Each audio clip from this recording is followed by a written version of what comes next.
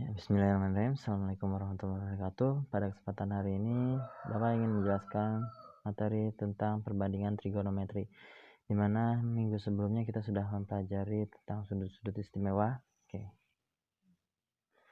Untuk yang pertama yang Bapak ajarkan adalah kuadran, di mana kuadran itu merupakan area. Di sini kita memang diagram Kartesius ini. Jadi di mana yang area pertama yang warna hijau itu disebut dengan kuadran 1, ya. Kuadran 1 diapit oleh sumbu X positif serta sumbu Y positif juga. Oke, lalu yang area kedua itu merupakan kuadran 2 yang warna biru ya. Itu dibatasi oleh sumbu Y positif serta sumbu X positif. Ini sumbu ini sumbu X negatif. Nah, ini sumbu Y positif. Oke. Dan kuadran ketiga itu adalah yang dibatasi oleh sumbu X negatif serta sumbu Y negatif juga. Dan area yang terakhir itu dibatasi oleh sumbu Y negatif serta sumbu X positif ya. Itu ada di kuadran 4. Oke, selanjutnya ini maksudnya al itu artinya al sin takos. Oke. Jadi artinya kuadran 1 seandainya ada besar sudut sin, tan maupun cos itu yang besarnya dari 0 sampai 90 derajat ya, 0 sampai 90 derajat. Oke, maka nilainya itu positif. Sedangkan kalau yang area kedua yang bernilai positif itu sin, hanya sin yang bernilai positif di area kedua. Area kedua itu besar derajatnya dari di atas 90 sampai 180 derajat, oke. Untuk area ketiga hanya tan yang positif. Jadi kuadran ketiga itu dari 180 sampai 270, sedangkan kuadran keempat hanya cos yang positif. Itu besar sudutnya dari 270 sampai 360 gitu. Oke, ini grafik fungsi sin X, di mana yang kemarin Bapak cuma menggambarkan grafik sinnya cuma sampai sini ya. Nih, satu gunung dan satu lembah. Namun ini sebenarnya grafik fungsi itu kalau dilanjutkan bisa lagi, oke? Bisa dilanjutkan kembali. Jadi kalau digambarkan ini kan 0 derajat, 90 derajat, masuk ke sini 180 derajat, di sini 270 derajat, ke sini 360 derajat, ke sini tambah 90 lagi, berarti 360 tambah 90 sama dengan 450 derajat, ke sini tambah 90 lagi berarti 540 derajat, ke sini berarti 630 derajat, sampai ke sini 720 derajat. Bisa lagi dilanjutkan sampai panjang ya. Oke. Lalu ini merupakan grafik cos X. Nah, kalau yang tadi sin X, sekarang cos X. Nah, dimana kalau garis-garisnya ini menentukan besar nilai sudutnya ya. Jadi misalnya kalau misalnya ini kan mulainya dari 0, 90, 90, ini 180, kalau sini ke 270, ini 360 dan seterusnya. Jadi kalau misalnya di sini kalau ditanya cos 0 berapa? Karena ada di atas berarti cos 0 itu 1.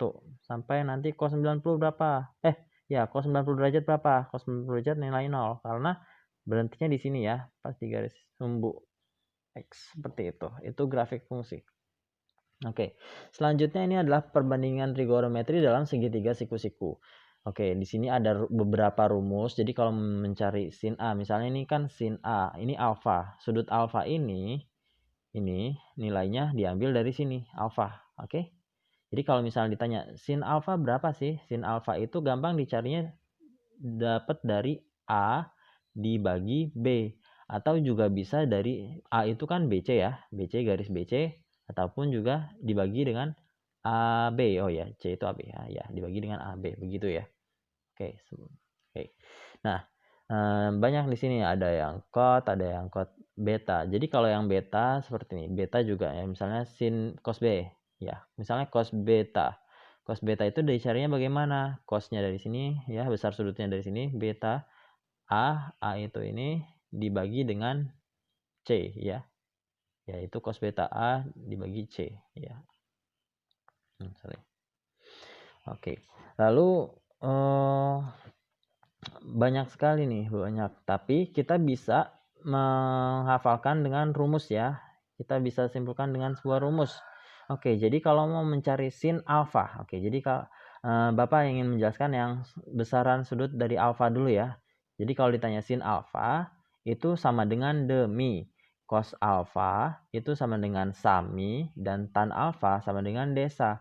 Nah, masalahnya demi, sami, desa itu apa? Ya, itu merupakan singkatan. De itu artinya depan, mi artinya miring, sa artinya samping. Jadi kalau mau mencari sin A bagaimana caranya? Berarti sin demi. Sin A sama dengan demi. Depannya alfa siapa? Ada A ya. Depannya ada A. Terus mi itu sampingnya alfa siapa? Oke, sampingnya alfa itu B. Nah, jadi kalau ditanya sin alfa itu sama kayak gini. Oke. Oh, sorry, maaf. Ya, maksudnya mi itu miring ya. Maaf, miring. Tadi miring. Mi itu miring berarti C ya. Yang miring itu C. Nah, berarti sin alfa sama dengan A depan dibagi miring. Depannya A, miringnya C, begitu. Cos alfa. Samping miring. Yang di samping B, terus miringnya C. Tan alfa, desa, depan samping. Tan alfa, depannya A, sampingnya C. Oke. Desa, sampingnya itu B. Oh iya, ingat ya sekali lagi. Jadi kalau misalnya miring itu garisnya itu selalu miring. Mau dimanapun dia, garisnya itu selalu miring. Kecuali kalau ini B ya, beta. Depannya beta siapa? B. Depannya alfa siapa? A. Oke. Sampingnya beta siapa? Itu A. Sampingnya alfa itu B. Miringnya beta siapa? Miringnya beta ya C. Miringnya alfa ya C juga. Jadi seperti itu cara menghafalnya. Oke. Lalu selanjutnya ini contoh soal. Dimana kalau misalnya kita mau mencari nih dari dari sudut siku-siku ini ya. Oke, ini salah, maksudnya ini 13 cm, ini 12 cm ya. Ya, kalau yang ini 5 cm yang ini. Oke. Jadi ini hanya berlaku pada segitiga siku-siku. Jadi kalau misalnya salah satu sisinya ada yang tidak ada, berarti kalian bisa mencari dengan rumus siku-siku terlebih dahulu. Nah, ini contoh soalnya kalau misalnya kita mau mencari sin A, alfa. Ini alfa. Oke, di depan alfa itu ada siapa? Di depan alfa itu ada ini. Ya, dia 5 cm. Oke, masih ingat ya? Sin demi, cos sami, tan desa. Oke, kalau kita mencari sin berarti sin demi. Depan per miring. Depannya 5, miringnya 13. Oke, jadi seperti itu. 5, miringnya 13. Cos sami. Samping miring. Berarti sampingnya 12, miringnya 13. Oke. Nah, terakhir yang tan desa. Berarti depan per samping. Depannya 5. Ya, ini masih alfa ya. Depannya 5, sampingnya 12. Jadi seperti itu. Oke, ini adalah kumpulan dari sudut-sudut yang berelasi. Jadi maksudnya apa? Kemarin Bapak sudah mengajarkan sudut-sudut istimewa di mana cuman ada sudut 0 sampai 90 derajat ya. 0, 30 derajat, 45 derajat, 60 derajat, dan 90 derajat.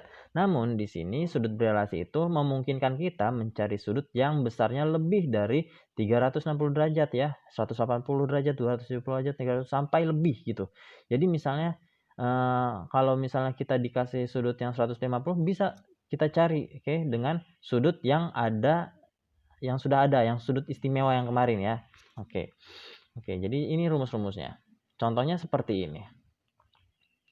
Oke, ini Bapak mengambil salah satu rumus yang sin 90 derajat tambah alfa sama dengan cos alfa. Oke, jadi misalnya nih Bapak punya sin 150 itu sama dengan cos 60.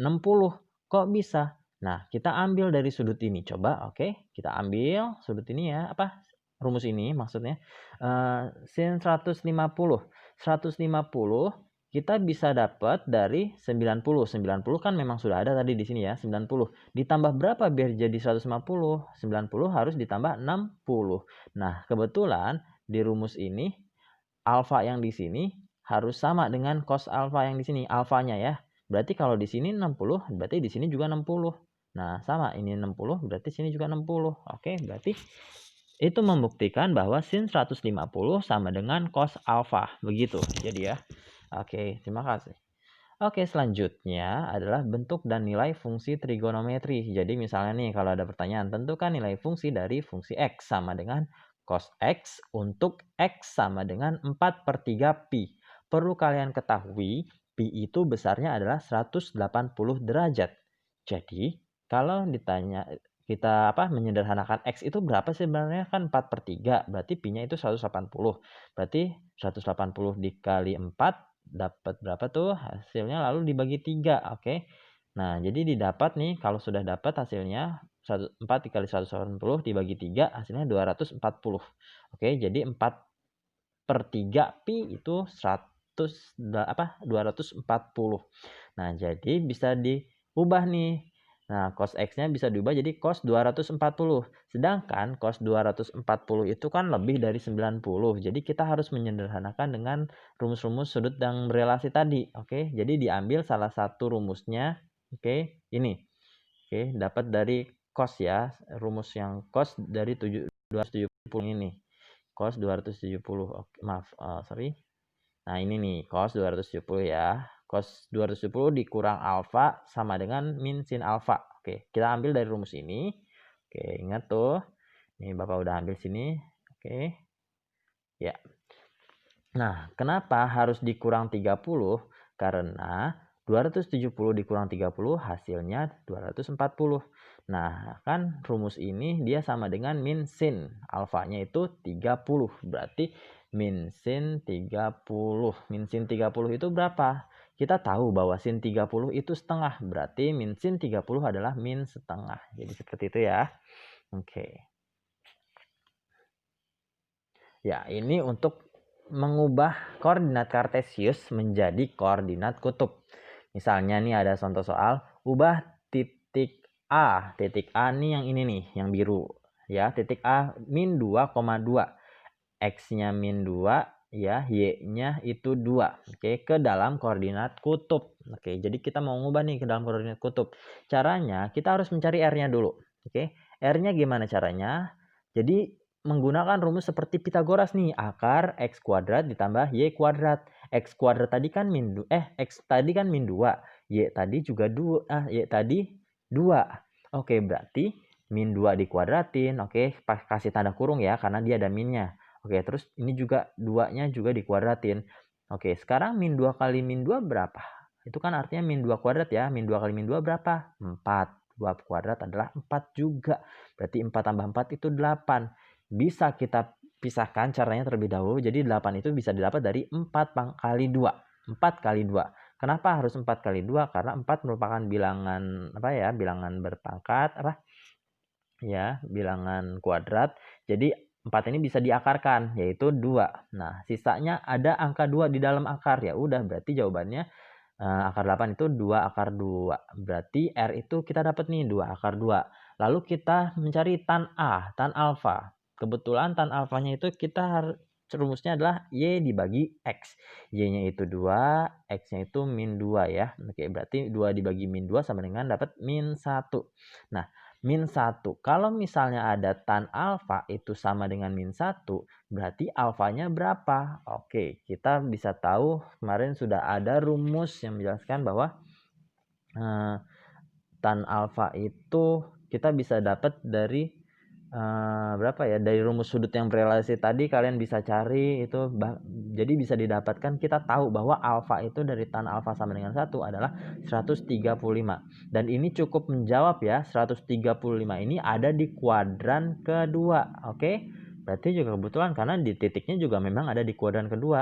Nah, ini kan 90, berarti ini 45 derajat, berarti 135-nya itu. Nah, sehingga koordinat kutub dari titik A tadi min 2,2 adalah 2 akar 2, 135 derajat. Itu adalah koordinat kutub. Berikut tadi soal mengubah koordinat kartesius menjadi koordinat kutub. Oke. Ya, gitu sampai sini pembelajaran kita hari ini. Kalau misal kurang jelas bisa kalian simak lagi video ini. Terima kasih.